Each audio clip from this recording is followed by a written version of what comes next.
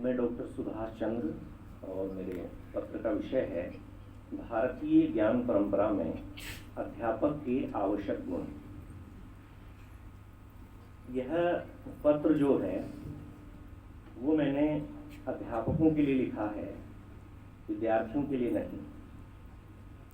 और उन अध्यापकों के लिए भी लिखा है, उन विद्यार्थियों के लिए भी लिखा है जो अध्यापक बनने की ओर आगे बढ़ रहे हैं। भारतीय ज्ञान परंपरा में अध्यापक शब्द के स्थान पर गुरु शब्द का प्रयोग प्रचलन में रहा है। गुरु को ब्रह्मा, विष्णु और महेश के रूप में माना गया है। हिंदू पंचांग के अनुसार आषाढ़ मास की पूर्णिमा तिथि को गुरु पूर्णिमा का त्योहार भी मनाया जाता रहा है, जो कि वेदव्यास के जन्मदिन के रूप में भी मनाया जाता है। भक्ति काल को हिंदी का स्वर्ण युग कहा गया है और उसमें कबीर को वाणी का डिक्टेटर कवि कहा गया है। कबीर ने गुरु के संदर्भ में एक बहुत प्रचलित दोहा लिखा है, गुरु गोविंद दो खड़े काके लागू पाए, बलिहारी गुरु आपने गोविंद दियो बताए। निश्चित रूप से गुरु का स्थान उन्होंने गोविंद से बड़ा इसलिए बताया है क्योंकि गोविंद के मार्ग में जाने का जो रास्ता है या गोविंद की ओर जाने का जो मार्ग है वह गुरु ही हमें बताता है। इसके अलावा तुलसीदास ने भी गुरु की वंदना की है और उन्होंने लिखा है कि बंदहु गुरु पद कंज कृपा सिंधु नर रूप हरि, महामोह तम पुंज जासु बचन रवि करनी कर। मैं उन गुरु महाराज के चरण कमल की वंदना करता हूँ जो कृपा सागर है और नर रूप में ही हरि यानी भगवान है और जिनके वचन महामोह रूपी घने अंधकार का नाश करने के लिए सूर्य किरणों के समूह हैं।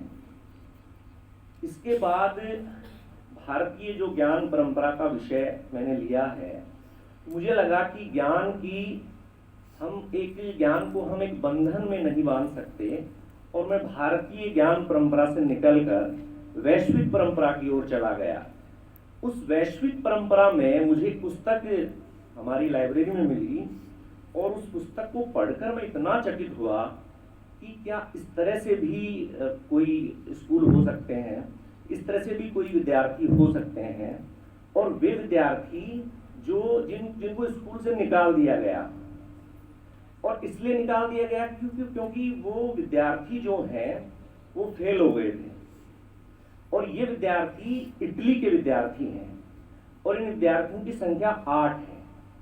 और उन 8 विद्यार्थियों ने मिलकर एक पुस्तक लिखी है। मुझे नहीं पता कि आप लोगों ने इस पुस्तक को पढ़ा है कि नहीं पढ़ा।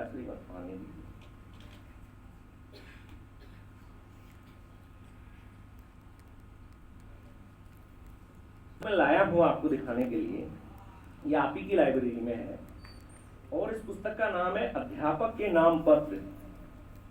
इसके लेखक हैं बारबियाना स्कूल के 8 बच्चे, ये इसके लेखक हैं। इस पुस्तक का जो अनुवाद है वो हिंदी में सरला मोहन ने किया है और यह पुस्तक ग्रंथ शिल्पी प्रकाशन से नई दिल्ली से प्रकाशित हुई है। इस पुस्तक को जब मैं पढ़ रहा था तो उसमें एक चीज सामने आई और वो चीज सामने ये आई कि ये असफल विद्यार्थी हैं जिनको स्कूल से निकाल दिया गया।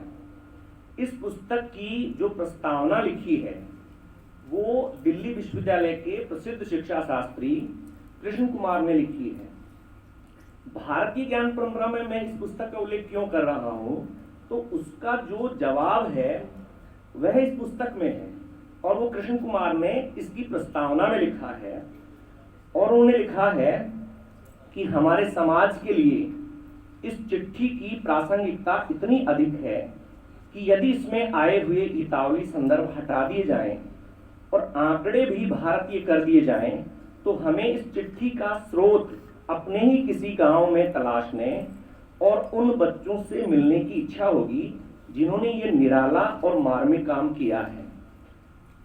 पर रूपांतरण के बगैर भी यह दस्तावेज हमें अपने शिक्षा तंत्र को समझने के लिए ऐसी अंतर्दृष्टि देता है जो शिक्षा के समाज शास्त्र की अनेक पुस्तकें और रिपोर्टें पढ़ने से भी काफी मुश्किल से मिलेगी। बात यह है कि इन बच्चों ने जो कुछ लिखा है अपने अनुभवों से लिखा है, और पाठक की समझ को पुष्ट करने के लिए जिन आंकड़ों का उपयोग किया है उन्हें जमा करने और आकर्षक ढंग से प्रस्तुत करने का काम भी अपनी सूझबूझ से किया है। इन बच्चों की शैली और प्रस्तुति में ऐसी ताजगी और संप्रेषण का सामर्थ्य है जो शिक्षा संबंधी लेखन में मुश्किल से ही देखने को मिलता है। यानी यह पुस्तक वो उन बच्चों के पत्र हैं जिन्होंने अपने उन अध्यापकों को पत्र लिखे हैं जिन अध्यापकों ने उन 8 बच्चों को स्कूल से निकाल दिया और फेल कर दिया।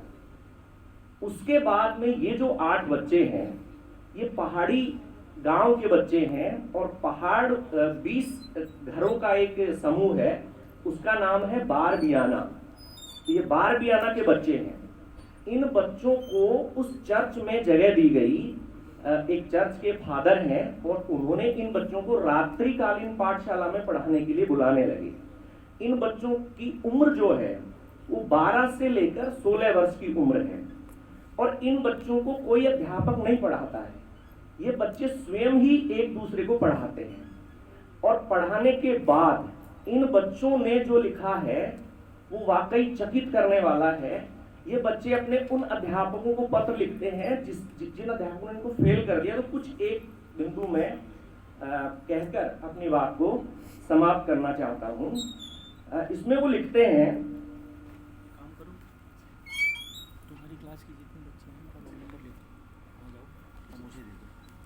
कितनी भी है करके उनका रोल नंबर ले लो। इसमें उन्होंने लिखा है कि स्कूल की तुलना अस्पताल से की गई है जिसमें रोगियों को ही बाहर कर दिया गया है जिनको दवा की दरकार है, तथा उन विद्यार्थियों को रखा गया है जिनको जो स्वस्थ हैं या जिनको बहुत कुछ आता है।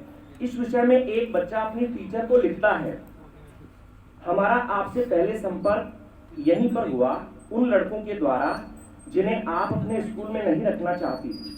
हमें यह भी जल्दी ही पता चल गया कि ऐसे लड़कों के साथ स्कूल चलना कितना कठिन है। कई बार मन में बड़ी तीव्र इच्छा होती है कि इनसे पीछा छुड़ाओ, परंतु यदि हम उन्हें हटा दें तो फिर ये स्कूल नहीं रह जाएगा।